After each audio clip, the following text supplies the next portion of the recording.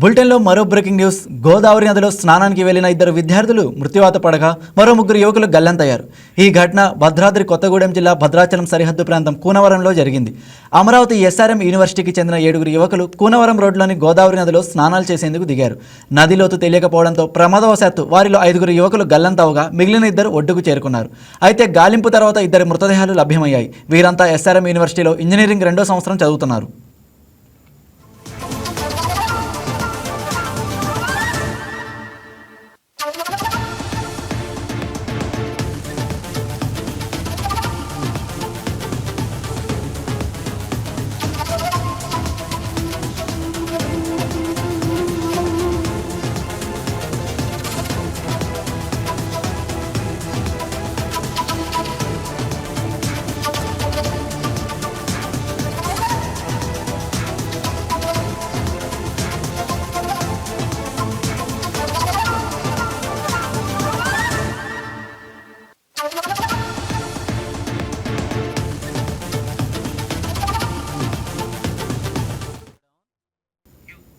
ఇక ఇదే అంశానికి సంబంధించి మరింత సమాచారం మా స్పెషల్ కరెస్పాండెంట్ హర్షిత అందిస్తారు.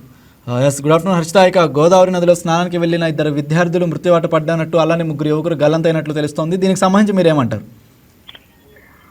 Good afternoon Raj. ప్రస్తుతానికి అయితే గోదావరి విషాద ఘటన చోటు చేస్తుందని చెప్పాలి. భద్రాద్రి కొత్తగూడెం జిల్లా భద్రాచలం పరిధిలో 5 విద్యార్థులు, బీటెక్ విద్యార్థులు గల్లంతయ్యారు. వీళ్ళు ముఖ్యంగా అమరావతి ఎస్ఆర్ఎంటీ కాలేజ్ విద్యార్థులు అయితే తెలుస్తుంది. అంటే నిన్న ఉగాది సందర్భంగా స్నేహితులతో కలిసి గోదావరి నదికి స్నానానికి వెళ్లారు. మరి అక్కడ స్నాన గదిలో ఘటన చోటు చేసుకున్నది ఏటుపాక మండలం పురుషోత్తమపట్నం మండలంలో జరిగిందనమాట. అంటే ఒక ఇసుక ర్యాంపు వద్ద ఈ గల్లంత అయితే జరిగింది.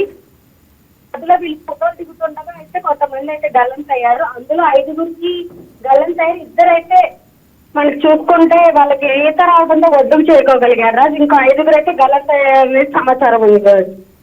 ఓకే హర్షిత, ప్రస్తుతం అక్కడ పోలీసులు కానీ సహాయక బృందాలు కానీ ఏం చెబుతున్నాయి? అంటే ఈతగాళ్లతో సహాయంతో గాలింపు చర్యలు ప్రారంభించారు. ప్రత్యేక రెస్క్యూ టీమ్ ని కూడా అందుబాటులోకి తీసుకొచ్చారు. వాళ్ళతో ఎవరైతే గల్లంతయ్యారో వాళ్ళని తీసుకురావడం చేస్తున్నారు రాజ్. ఓకే, గల్లంతైన వారి తల్లిదండ్రులు కానీ ఇక వాళ్ళు ఏమంటున్నారు? అంటే వాళ్ళు ఉగాది కోసం, అంటే ఉగాది ఒక పర్వదినాన వెళ్ళారు. ఇలా వస్తారని చెప్పి వాళ్ళైతే కన్నీరు మున్నీరు అవుతున్నారనే చెప్పాలి. ప్రస్తుతానికి ఎవరైతే గల్లంత అయి ఉన్నారో వాళ్ళ కోసం ఇంకా రెస్క్యూ టీమ్ కానీ లేకపోతే వాళ్ళ మీద పోలీసులు అయితే సహాయ అధికారులు అయితే సహాయం చేస్తున్నారు రాజ్. ఇక విద్యార్థులు ఎస్ఆర్ఎం యూనివర్సిటీకి చెందిన వారని చెప్తున్నారు కదా, మరి యూనివర్సిటీకి సంబంధించిన వర్గాలు ఏమైనా స్పందించాయా?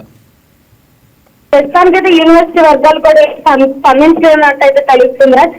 చూడాలి అప్కమింగ్ గా వాళ్ళు ఏమైనా చర్యలు తీసుకుంటారా లేకపోతే ఏంటనేది చూడాలి Raj. Okay right Harshita, thank you.